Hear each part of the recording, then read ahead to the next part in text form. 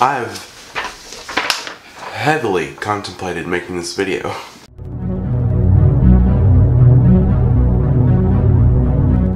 Hey, what's up? My name is Mason. Welcome back to my channel.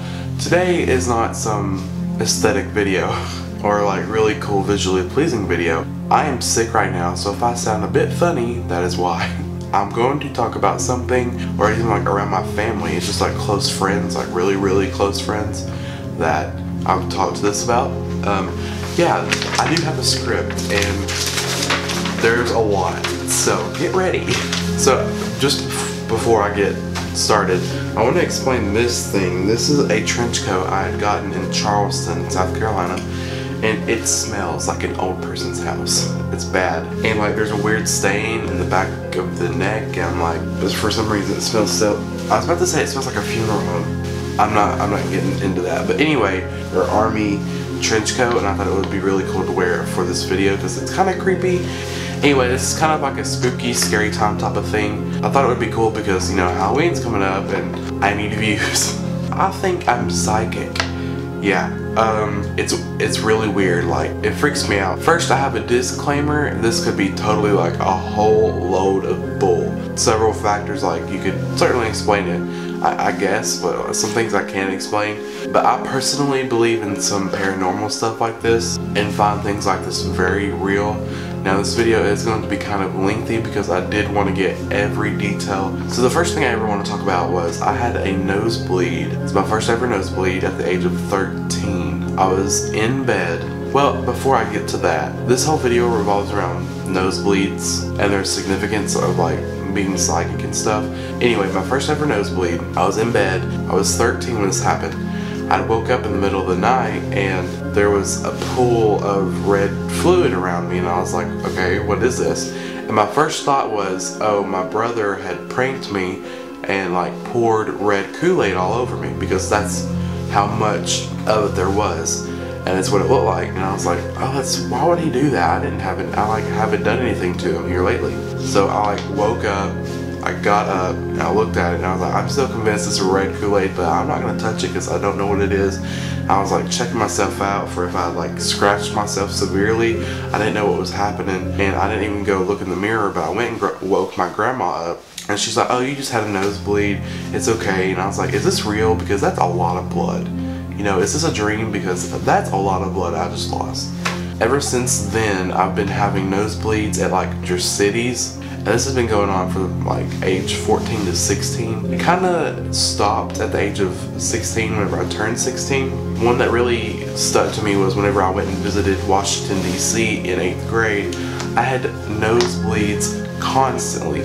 I had 4 nosebleeds in the period of a 3-day trip. Yeah, 4 nosebleeds plus a fever at the last day. I returned from DC just back home, and my mom wanted an MRI scan. I think that's the type of scan for your brain. I only had a couple more nosebleeds. The doctor said that it could be a busted blood vessel, but like I said, they haven't really continued on. From Christmas to now, I really haven't had one, I don't think. They've kind of suppressed off. And then another freaky thing I want to get into was sleep paralysis started to happen to me. I'd always heard stories about sleep paralysis and how some people have it. So my sleep paralysis started to happen around the age of 14 and 15, and I still get it to this day. This has not stopped happening. If you don't know what sleep paralysis is, it's basically you wake up consciously, but physically you're not awake. Your body is still asleep and you can't move, but you're consciously awake. Like, you can open your eyes and, well, I guess that's physically, but like you're aware of your surroundings. You can open your eyes, but you can't move, and it's a very weird feeling. Sometimes it can be kind of relaxing because you're like just thinking, like, you don't really have to like tell your body to do something because it's still in that sleep stage, you know. But it can be really scary at times because there's something about the way you're not moving your body. It allows other things to function in your brain. I think that's the science behind it. Don't hold me to truth on that. You can hallucinate, or you can actually, I've heard people see things, and I've had my own personal experience, but this was physical. So you know how you can't move in sleep paralysis. Well, I was in bed 6 months, 8 months ago. My nose is itchy, sorry. And I woke up around 4 or 5 a.m. and it was like the weekend, so I wasn't gonna get up for another good few hours. I feel this tugging sensation on my foot, and I'm like, oh, okay, that's just me twitching, like trying to get myself up, I guess. Then I get pulled slightly off my bed. Okay, this is kind of freaky, what's going on? Then I start to panic, like in bed. I'm like trying to twitch, trying to move something so that way I can start moving my body. I get yanked off my bed, like half of my body is, I get yanked off my bed. I don't know what did it. I don't know if it was me just spazzing out, but like I said, in sleep paralysis, you can't move. It's a very scary experience, but I stayed up that whole entire rest of the morning. I was afraid to go to sleep the next night, but I figured out a trick. If you do have sleep paralysis, don't sleep on your back, sleep on your side, and it really helps. I don't know, just weird things happen when I sleep on my back, so I sleep on my sides now. Just sleep on your side and you won't have any issues. I also, around this time, started to get like very real, vivid, meaningful dream. Real as in like realistic, like real life. Because I dream journal, I'll like write it down in my notes, and then I'll go back and analyze it. I'm like, holy crap, there's a lot of symbolism in this dream. One that specifically points out to me is I had a dream about my great grandmother, and we always called her Granny Vern. I had a dream about her, this one teacher, and another teacher from my high school. I think he is older, like to the point, he's very healthy though. I'm just thinking like, oh, this could symbolize that it's their time, because she passed away. She, in my dream, the other teacher, who is a lady, recently passed away from cancer. And then him, but he's really healthy, but he's kind of on the older side. So I'm thinking 3 very wise old people had sat around a table, and I was in the middle of it, and they were telling me about my relationship at that time, how it wasn't healthy and it will probably end, and it wasn't going to be healthy, it wasn't going to work out that way, and we actually ended up breaking up that next month. So significant to me. That's not much really psychic, but that's really people coming through in dreams. I believe in that. I believe people will talk, like the dead, yeah, will talk to you in your dreams. I know that's not like a popular belief among Christianity, but I totally believe in that. The next thing I want to mention is deja vu happens to me constantly. It was constant deja vu all the time. I would get visions of like stuff that would happen later that day, and it ended up happening, and then I always got like a sense of feeling of, oh, I've been here before. Actually, it has been happening a lot here lately. Really annoying. So now I'm gonna go back to the nosebleed thing. I get a nosebleed every time something significant happens. It also happens, like I said earlier, every time I go to like a really big city. Someone from my high school, it wasn't the teacher I mentioned previously, had passed away, and the day before that I had gotten like a minor nosebleed. And then my great-grandmother, another great-grandmother, had passed away, and I had also gotten a nosebleed 2 days before that had happened. I had a dream of drama happening at school, and I also had a nosebleed at school while that happened. That was like one of the only nosebleeds I've ever had at school. Next section I want to move on to is like predicting weird things, but like not noticeably predicting it. Like I didn't mean to, but I kind of did. So the scenario is me and my sister are in a Walmart aisle, and we're right at the end of the aisle, and I can only see ahead of me. I can't see around the corner. My sister is right like in the middle of the current aisle we're in. I'm like, Ava, move. And like this just came all of a sudden. I didn't realize what I was saying at the time.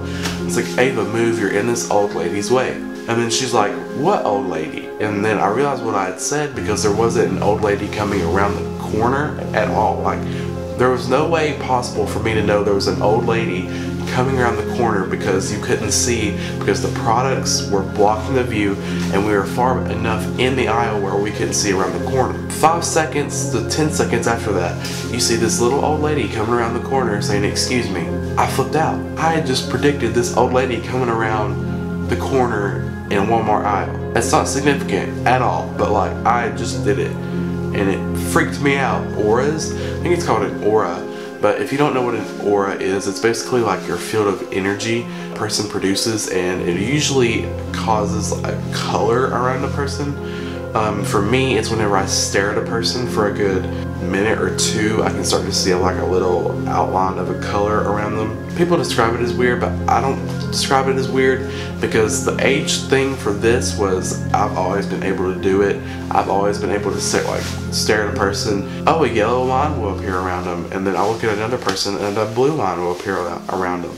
And then I recently learned what that was, and I was like, oh, that's a weird thing apparently. Like, I've always been able to do that. It's like a normal thing for me. I don't do it as much as I used to. Yeah, I've been able to do that before the nosebleeds even happened. I guess that was like a sign I didn't even know about.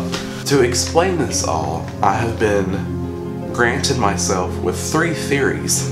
One, it's the theory of no such thing, where this doesn't exist at all, I'm just making it all up, which I don't think I am. And it's just my imagination, which, once again, I don't think I am, because that would mean I'm absolutely crazy, and I don't think I am. The second theory is an alien theory.